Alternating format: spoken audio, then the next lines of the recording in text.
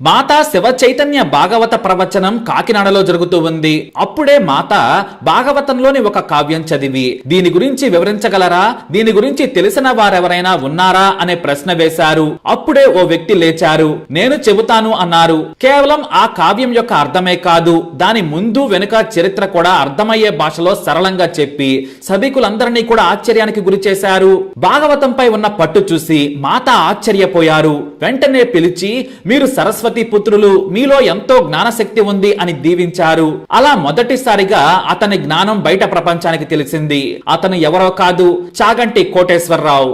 ఈ పేరు తెలియని తెలుగువారంటూ ఎవరూ లేరు. దేవుడి మీద భక్తి పెరిగే వయసుకొచ్చిన వారు ఎవరైనా సరే తమకి తెలియకుండానే చాగంటి మాటలకు దాసోహమైపోతారు. ఆయన చెప్పే ప్రవచనాల్లోని అర్థాన్ని, అంతరార్థాన్ని తెలుసుకుని దేవుడిపై మనసును లగ్నం చేస్తారు.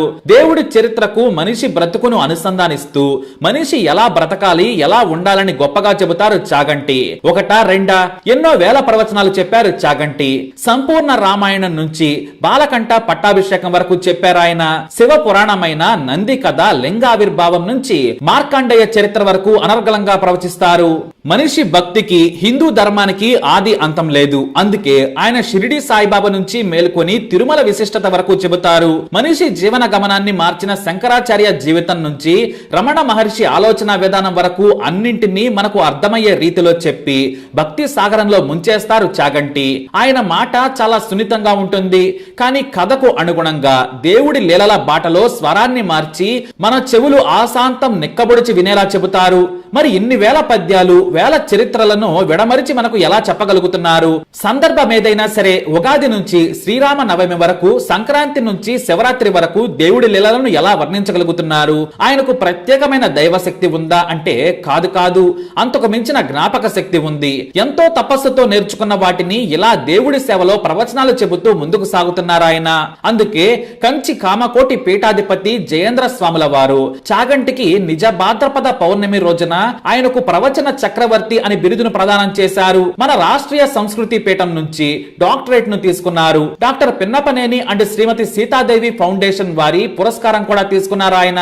అసలు ఆయన్ను అవార్డులు వరించడం గొప్ప కాదు, ఆయన వరిస్తే అవార్డులకే గొప్పదనం వస్తుంది అనడంలో సందేహమే లేదు. చాగంటి జీవితం మనందరి మాదిరిగానే సాధారణంగా గడిచింది. తూర్పు గోదావరి జిల్లా కాకినాడలో జూలై 14, 1959న సుందర శివరావు, సుశీలమ్మ దంపతులకు పుట్టారు. ఈయన మూడవ సంతానం. చాగంటి తండ్రి సుందర శివరావు పెద్ద పండితులు. ప్రాథమిక పాఠశాల ప్రధానోపాధ్యాయులుగా పనిచేసి శంకర శతకంను రచించారు. అయితే చాగంటికి 1975 నుంచి 78 మధ్య కాలంలో ఏవియన్ కాలేజీలో industrial relations and personal management లో పీజీ డిప్లొమా చేయడం చాగంటి ప్రవచన జీవితానికి నాంది పలికేలా చేసింది. ఎందుకంటే రచయిత పాండురంగారావు ఆయనకు జీవిత పాఠాలు నేర్పించడంతో పాటు సాహిత్యం వైపు మరింత ఆసక్తి కలిగేలా చేశారు. ఆ తర్వాత ఫుడ్ కార్పొరేషన్ ఆఫ్ ఇండియాలో ప్రభుత్వ ఉద్యోగం దొరికింది. అయితే ఇద్దరు అక్కలు, ఒక తమ్ముడి బాధ్యతలు తండ్రి మరణంతో చాగంటి మోయాల్సి వచ్చింది. జీవితాన్ని ఆయన చిన్న వయసులోనే అర్థం చేసుకున్న గొప్ప వ్యక్తి కాబట్టి వారి బాధ్యతలన్నీ తీరాకే సుబ్రహ్మణ్యేశ్వరిని పెళ్లి చేసుకున్నారు. ఆమె కూడా కేంద్ర ప్రభుత్వంలో ఉన్నత ఉద్యోగం చేస్తూ ఉన్నారు. మల్లంపల్లి అమరేశ్వర స్వామి దగ్గర చాగంటి సంస్కృత పాఠాలు నేర్చుకుని పద్యాలు చదవడం, వాటి అర్థాన్ని తెలుసుకోవడం మొదలు పెట్టారు. చాగంటి ప్రవచన శక్తి ఒక్క రోజులో వచ్చింది కాదు, కొన్నేళ్ల పఠనాశ్రమ దాని వెనుక ఉంది. ఒకవైపు ఉద్యోగం చేస్తూనే పురాణ గ్రంథాలను నేర్చుకున్నారు ఆయన. ఏ ఒక్క రోజు కూడా ఉద్యోగానికి అనవసరంగా లీవ్ పెట్టలేదు. ఆలస్యంగా వెళ్లే అలవాటు అసలే లేదు. చాలా నిక్కచ్చిగా ఉద్యోగం చేసేవారు. తన స్కూటర్ పై ఉద్యోగానికి వెళ్లి వచ్చేవారు. రెండింటినీ బ్యాలెన్స్ చేసుకునేవారు చాగంటి. అయితే మొదటిసారి ఆయన జ్ఞాపక శక్తితో పాటు అపార ప్రవచన సామర్థ్యం ఎలా బయటపడిందంటే, మాతా శివ చైతన్య భాగవత ప్రవచనం కాకినాడలో జరుగుతోంది. ఆ సమయంలోనే మాత భాగవతంలోని ఒక కావ్యం చదివి దాని అర్థాన్ని ఎవరైనా వివరించగలరా అని ప్రశ్న వేశారు. వెంటనే చాగంటి వారు లేచి ఆ కావ్యం యొక్క అర్థమే కాదు, దాని ముందు వెనక చరిత్ర కూడా అర్థమయ్యేలా సభికులకు చెప్పారు. చాగంటికి భాగవతంపై ఉన్న పట్టు చూసి ఆశ్చర్యపోయారు మాత.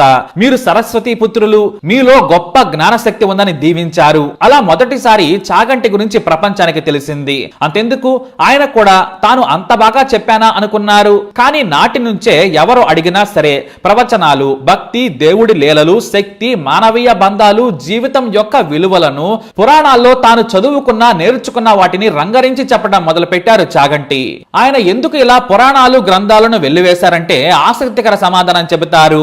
ఆధ్యాత్మికత ప్రతి ఒక్కరికి అవసరం. మనిషి అన్నాక భక్తి ఉండాలి. అది జీవిత మార్గాన్ని సన్మార్గంలో తీసుకెళ్తుందంటారు. ఇక చాగంటి ప్రవచనాలు టీవీలో రావడం మొదలైన తర్వాత ఆయన ఖ్యాతి ప్రపంచం మొత్తం తెలిసింది. ఎక్కడైనా సరే చాగంటి ప్రవచనం ఉందంటే చాలు, జనం ఇసుకేస్తే రాలనంత మంది వస్తారు. ఆయన ఒక్కసారి ప్రవచనం మొదలు పెడితే సభ మొత్తం శూన్యం నిండిపోతుంది. ఒక్క చాగంటి గొంతు తప్ప మరోటి వినిపించదు. ఆయన చెప్పుకుంటూ వెళుతుంటే సమయం తెలియదు. దేవుడి గొప్పతనాన్ని మన కళ్ళ ముందే స్వామివారు చేసినట్లు మనస్సుల్లోకి ప్రవచనాలను ప్రవహించేలా చేస్తారు. ఆయన ప్రవచనాన్ని శ్రద్ధతో విని మీరు లేచి ఇంటికి బయలుదేరండి. కొన్ని గంటల పాటు ఆయన మాటలు మన చెవుల్లో గింగిరాలా తిరుగుతూ ఉంటాయి. మనం చేసిన తప్పులు గుర్తుకు వస్తాయి. దేవుడు ఏమని చెప్పాడో ఆలోచించుకుంటాం. ఆ తర్వాత మనల్ని మనం సరిదిద్దుకుంటాం. అందుకే ఆయన్ను డివోషనల్ సైకాలజిస్ట్ అంటారు. భక్తి అనే మత్తులో ప్రవచనం అనే మందుతో మనల్ని సన్మార్గంలో నడిచేలా చేస్తారు. తప్పులను వెంటనే సరిదిద్దుకునేలా చేస్తారు. ఇంతకంటే మనిషికి ఏం కావాలి? ఎవరో ఒకరు చెప్పేవారుండాలి.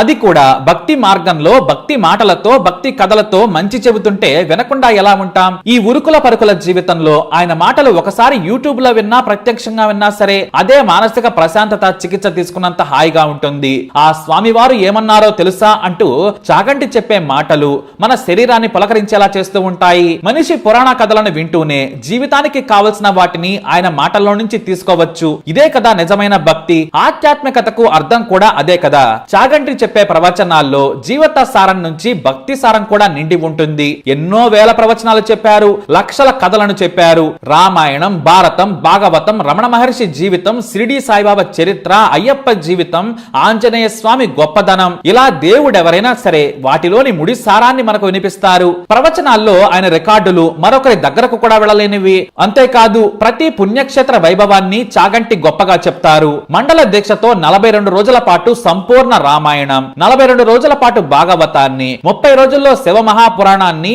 40 రోజుల పాటు శ్రీ లలితా సహస్రనామ స్తోత్రాన్ని అనర్గళంగా ప్రవచించి పండితులను అవ్యక్తానుభూతి కలిగి తమను తాము మరిచిపోయేలా చేశారు. మరి ఇంత పేరున్న చాగంటి తాను చెప్పే ప్రవచనాలకు డబ్బులు తీసుకుంటారా అంటే లేదు. కొంతమంది కొన్నేళ్ల క్రితం లక్షల్లో తీసుకుంటూ కోట్లు వెనకేస్తున్నారని పుకార్లు పుట్టించారు. కానీ అసలు చాగంటి తాను చెప్పే ప్రవచనాలకి డబ్బులు తీసుకోరు. ఎవరైనా ఆహ్వానించి మరీ బలవంతం చేస్తే వారి సంతృప్తి కోసం ఒక్క రూపాయిని ఒక పువ్వుతో పాటు తీసుకుంటారు ఆయన.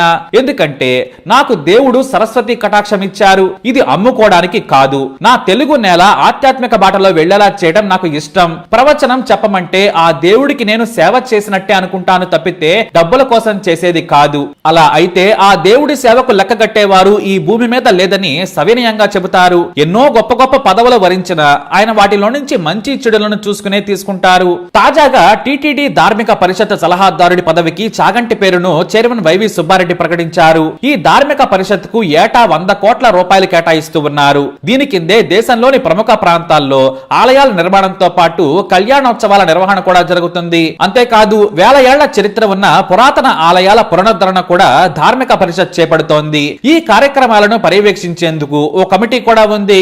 అయితే ఎంతో పేరున్న హిందూ ఆధ్యాత్మికతకు దేశానికే కేంద్రంగా ఉన్న తిరుపతి ధార్మిక పరిషత్కు చాగంటి పేరును ప్రకటించగానే అందరూ సంతోషించారు. ఇటు చాగంటిని కూడా సీఎం పిలిపించుకుని మరీ మాట్లాడారు. గొప్ప పుణ్యక్షేత్రానికి సేవ చేసే భాగ్యం కలిగిందనుకున్న చాగంటి ముందు ఈ పదవిని తీసుకునేందుకు సిద్ధమయ్యారు. కానీ ఆయన పదవి అలంకరిస్తారని అనుకునే లోపే హఠాత్తుగా తాను గౌరవ సలహాదారుడి పదవి తీసుకోవడం లేదని చాగంటి ప్రకటించారు. సలహాలు ఇచ్చేందుకు పదవులు అవసరం లేదన్నారు. దీంతో షాక్ అయ్యారంతా. ఇంతలోనే ఏమైంది, ఎందుకు విరమించుకున్నారు అనుకున్నారంతా. ఎందుకంటే చాగంటి సలహాలు ఇస్తే ఆ పరిషత్ సరైన పద్ధతిలో వెళుతుందని భక్తులంతా అనుకున్నారు. కానీ ఆయన సున్నితంగా తిరస్కరించారు. అయితే ఆయన నిర్ణయం వెనుక కారణం వేరే ఉందని టాక్. తాజాగా సీఎం వైఎస్ జగన్ తన వారికి ఇబ్బడి ముబ్బడిగా సలహాదారుల పోస్టులను కట్టబెట్టారు. దీంతో ఇది వివాదమై కోర్టులో ఉంది. ఈ మధ్య ఇంతమంది సలహాదారులు ఎందుకు, వారు తప్పు చేస్తే ఎలా శిక్షిస్తారు, వారి అవసరం ఏంటి, అసలు సలహాదారుల సృష్టికి హేతుబద్ధత ఏంటని కోర్టు నిలదీసింది. దీంతో తాను కూడా ఆ పదవి తీసుకొని అనవసరంగా వివరణ ఇచ్చే పరిస్థితి తెచ్చుకోవడం ఎందుకా అని చాగంటి అనుకున్నారట. అందుకే ఆయన ధార్మిక పరిషత్ సలహాదారుడి పదవిని తిరస్కరించారట. తాను సలహాలు ఇస్తాను, వెంకటేశ్వర స్వామి వారి కోసం పని చేయడం నా అదృష్టంగా భావిస్తున్నాను. సలహాల కోసం అయితే పదవి వద్దు, కానీ స్వామి సేవలో మాత్రం నిత్యం ఉంటానని చెప్పారు చాగంటి. అయితే ప్రవచన చక్రవర్తిగా మాత్రం తెలుగు నేల ఉన్నంత వరకు ఆయన పేరు నిలిచిపోతుంది.